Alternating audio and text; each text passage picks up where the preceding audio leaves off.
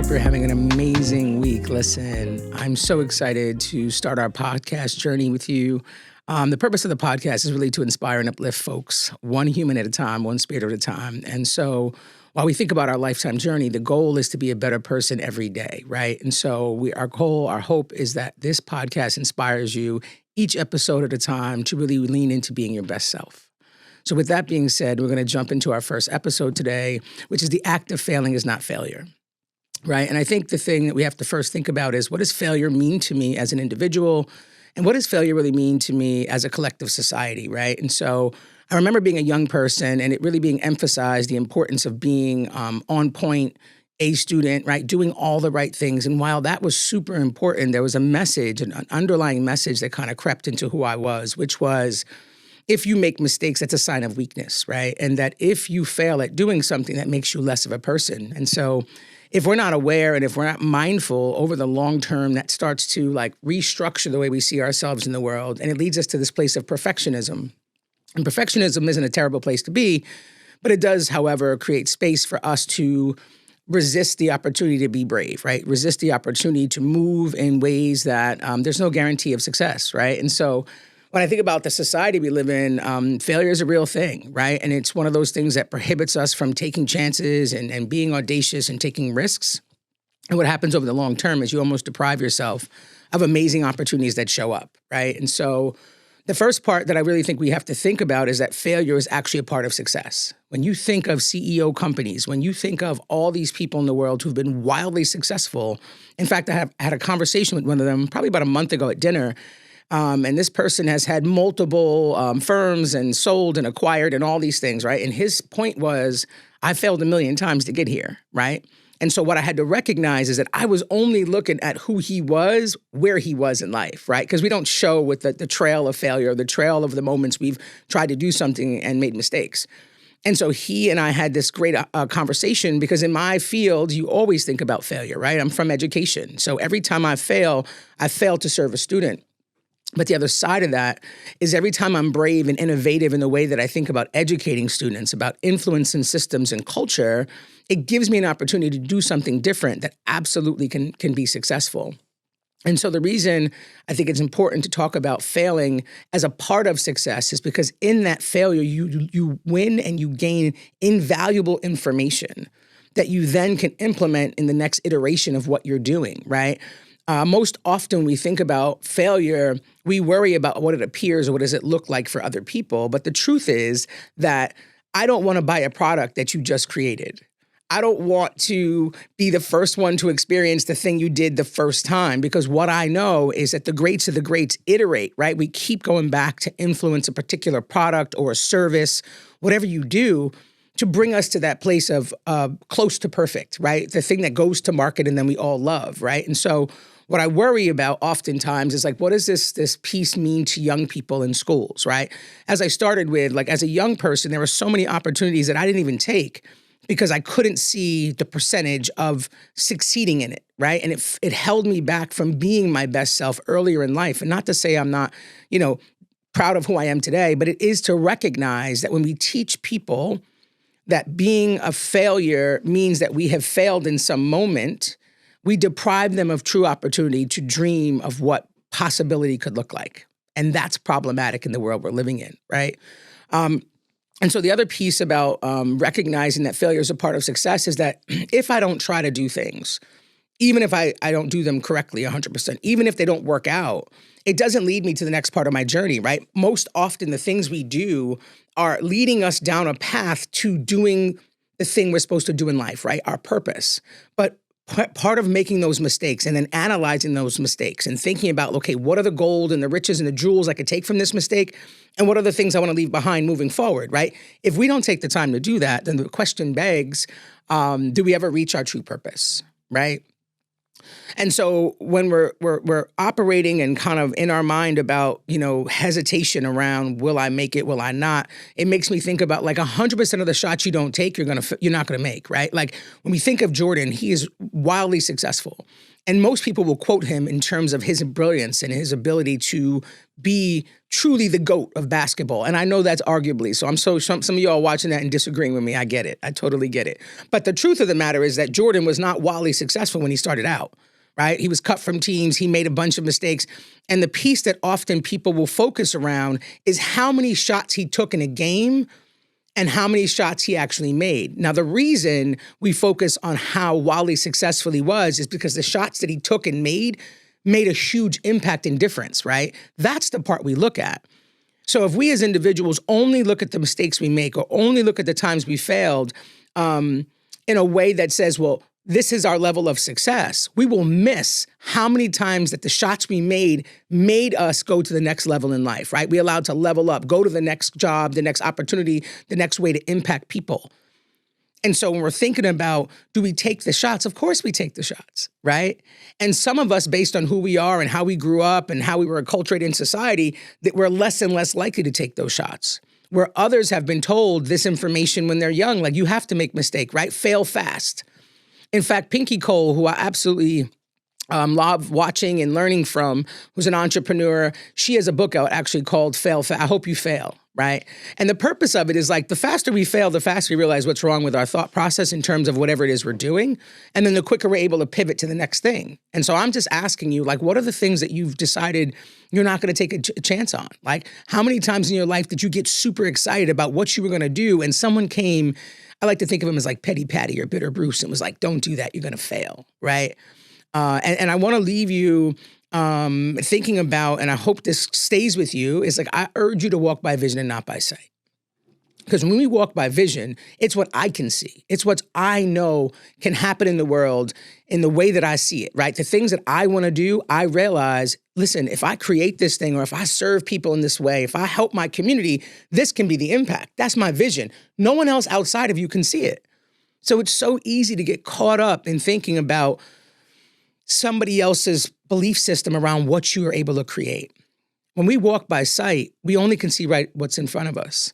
And most innovators, most visionary people are creating things that most people look at and judge, right? They have secret conversations about whether you're going to be successful or not. They have secret conversations about whether you're making sense, whether you're insane, all the things. But the truth of the matter is, when you think of Steve Jobs, he was not a person that people really thought was going to be wildly successful. There were multiple inventors, multiple change makers, tons of people in the history of our world that when they began their journey, it seemed as if they were insane.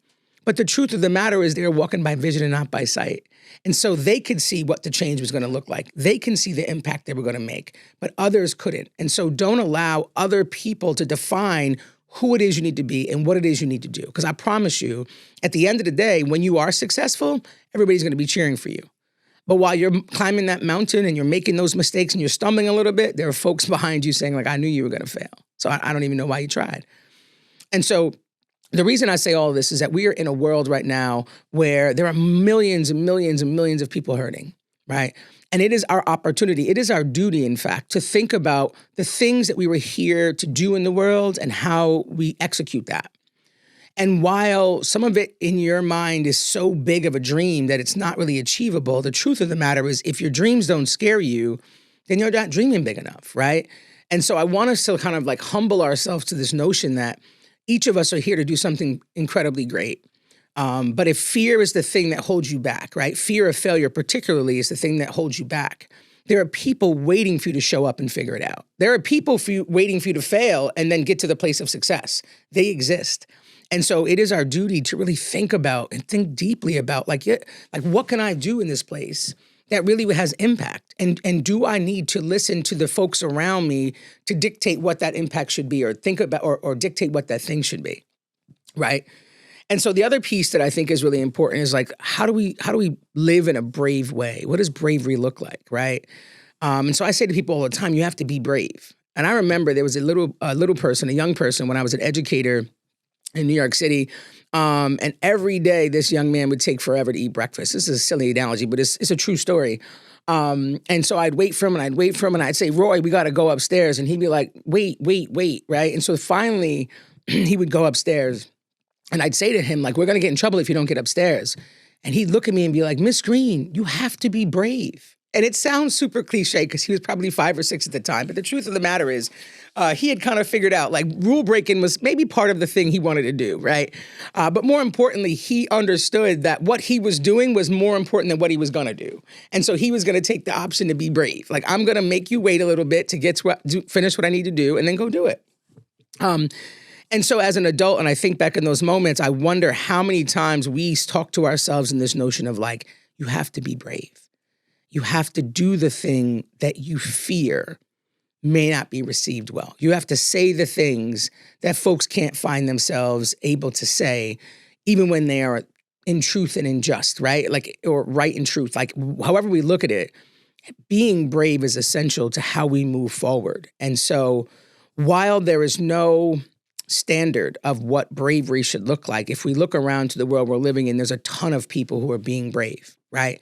Whether through sickness or through the roles that they play, the mentorship they offer, right? They are doing their best to push themselves forward and move in a way when they don't actually know what the outcome's going to be. But what they're sitting in is a place of faith. So when you're thinking about what do you need to do to be brave, part of it is to realize that we all have a part to play, right? And the reason why I love this episode, particularly because this idea of failure is something that I think sits with all of us, right? Whether we're wildly successful or not.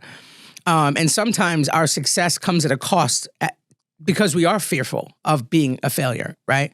And so this idea of being brave is not something that you can really touch. It's not tangible, but it's in the moments that you're worried or you're not sure if you're going to be successful, the moments that you're worried you're going to be judged because you're doing something different, those are the moments to be brave. And what I do and what I say to myself, because there are moments, let me say this very clearly. Oftentimes people will look at me and think that I'm not going to I haven't made a bunch of mistakes. I absolutely have. But when the moments that doubt creeps into my mind, it's like you're not smart enough, you're not good enough, you're not whatever. The next question I always ask myself is, what is the evidence of that? What evidence do I have that I'm going to fail, right? I remember when I went out on my own to start my own company, I was like, what if I fail? And then the next question is, what if I don't, right? And then when you're thinking about, even as you're building and you're growing, the thing that I want you to think about when I say be brave is that the moment you stop, the next moment could have been the moment you're successful. There are a lot of people that have grappled with this notion of like, do I, shut it down? Do I, pack my bags and go? And for whatever reason, they were able to push through, right? Push themselves to say, just keep going one more day, one more minute, one more hour. And what they tell you in hindsight is like, that was the moment that I actually was successful, right? Once I got through that conversation with myself and I kept persisting, that was what really helped push me to success, right? And so I'm going to share a story with you. I don't know if you follow her or listen to her music. I think she makes great music. Her name is Erica Mason. And I started following her on TikTok as I scroll, right? And so one of her stories, and that I think is important, is like she was a person who actually attempted suicide. And she's alive today and she's a successful music artist. But in some of her conversations on TikTok was like, I remember attempting suicide. And then she said, and now in retrospect, I remember thinking about like, wow, if I would have succeeded, I wouldn't be here. And while that is an extreme case, right? The truth is still the truth. Like, this was a person who really grappled with a lot of stuff, right? Particularly mental, emotional things that she was struggling with. And so her thought was like, well, this out will make it go away. And she survived, luckily. And in her reflection, which literally brought her to tears, was this idea of like, I'm so glad I wasn't successful because I would not have been here. Like, that was the moment that changed her life, probably arguably forever, at least one of them. And so this idea of when you get nervous, I want you to think about what is the evidence that I have in front of me that says I won't be successful. And then if you do have evidence, you want to weigh that against the evidence you don't have, and then you can move forward and say, okay, well, I'm going to try it anyway. Because most of the things we have in this world that we look at as a success, most of the successful, famous people we see, most of the people we look at as mentors or coaches, all of them share stories of the moments where they could have either quit or kept going. And because they were able to muster the bravery to say, I'm going to keep going, we are now looking at them as success. And as I indicated earlier, when people like that show up, guess what? We don't know they're a success. We don't know the trouble and the challenges that they've gone through, right? We just see them who they are today. And so telling that story is super important in terms of the times that we battle with ourselves about, do I take the easy way out or do I take the hard road? What I will tell you is entrepreneurship is very difficult, right? And I remember I used to scroll a lot. And in scrolling, I'm like, wow, all these people are super successful. Like, this is easy, right? And then you go do it and you're like, wow, this is hard. This is really hard, right? And there's a level of grit and determination and perseverance that no one tells you about. But the days that it gets hard and I'm thinking about quitting, like the thing I think about is I've come all this way and now I'm going to turn around and go backwards? Like, absolutely not. Like, what if tomorrow is that day? What if next week is that day, right? And I don't mean that day of you going viral or you being a wild success. I'm saying the small, quick wins are what makes you keep going. And so what I find is that when I'm thinking about like, this is super tough, I then think about the last thing that to me made me a success. And even if it's a small win, right? That's evidence that being brave and continuing to walk your path, not the paths around you, your path is super important. And the challenge of social media is that we're watching it as the successes have already arrived, right? As people have already reached their pinnacle. And so we often think like we're not moving fast enough or this person is doing this thing and all that stuff. But at the end of the day, you have to realize that all of it required many, many, many, many steps. And if we walk away at the wrong time, if we fail to be brave for ourselves, we may be giving up on an opportunity, right? We may be giving up on the possibility of what we could do to make the world a better place. And so I think it's important for us to think about like, when we are watching other people be successful, that we can easily get caught up in kind of those things. And I don't want us to get lost in that because that's dangerous, right? Because what it says to us is that our failure makes us a failure. Us failing makes us a failure, and they've done the things better than we did, and that's not the case. And so the other thing I would caution you is to looking at someone else's side story and thinking that's your main story. Your story is your story. Their story is their story. And while their stories can influence how you move in this world and what you do, dope. But the truth be told is each of us have our own path to take. And so making sure you realize that you are going to make mistakes to get to the place you want to go, a bunch of them. How we get up, how we rebound, how we reflect on them, how we look at them for opportunities is essential. If you don't take any of the shots, guess what? You are going to end up in the same place over and over and over, right? And so when we think about failure, it's like, okay, if I fail, I end up here. But if I do nothing, I stay right here too. And so you end up with the same outcome no matter what. But most importantly, being brave, believing in yourself, and knowing that even if I don't know it all, I'm going to get to where I'm going to go. Because every single day, I'm going to learn something that's tangible that I can implement into my business, my life, my career, my craft, my passion, my dream, my purpose, all the things, right? Keep being brave. And if you can go out in the world and encourage other people to be brave, dope, go do it. Because this is a community, right? We are collective. And while many times we live in an individualistic society, there's a collectiveness about us that's really important, right? Because when we think about this notion of like, for example, collective care, my well-being is actually contingent on your well-being, if we're really honest. And so part of your job also is to go out there and encourage other people to be brave. That if they make mistakes, that's great, because that means you're one step closer to your true success. And so, folks, also, I want to ask you to please smash the subscribe button. Follow me on all media platforms, IG, Instagram, TikTok, YouTube at eGreen Equity. Again, it's eGreen Equity. There will be something below that will show you to follow there. And also follow me on Spotify, iHeartRadio, and Apple Music. And just to recap, the act of failing does not make you a failure. So I need you to get up, be brave, go into the world, continue to change it. Tell yourself, what is the evidence that I'm going to fail? And if you can't find that evidence, I need you to persist, persevere, and continue to change the world in the ways that we can create vibrational change for everyone in it. All right, folks. And so one of the things I think is important is I was supposed to come here today to record this first episode. And guess what? I was like, I think it's going to be a snowstorm or ice storm. I can't wait, right? Because that was the piece of what if I fail? What if no one watches this? What if I spent all this time trying to do this thing that I think could actually have impact and it doesn't? But you know what? There was no evidence of that for me. And at the end of the day, If we live our lives in a brave way, the people around us get to value that. And it sometimes gives them courage to do the things that they want to do. But at the end of the day, my point to you is that I'm no different than you. We are all individuals having a human experience. And at the end of it, there are many, many times that I get nervous. I wonder, is this going to be the thing? And so I'll go first, right? If there's something you want to do and you think and you believe deeply in it and you know that it will have impact in the world, I need you to be brave because I, alongside you, can really create change that absolutely can reshape the way we care about each other as a collective community.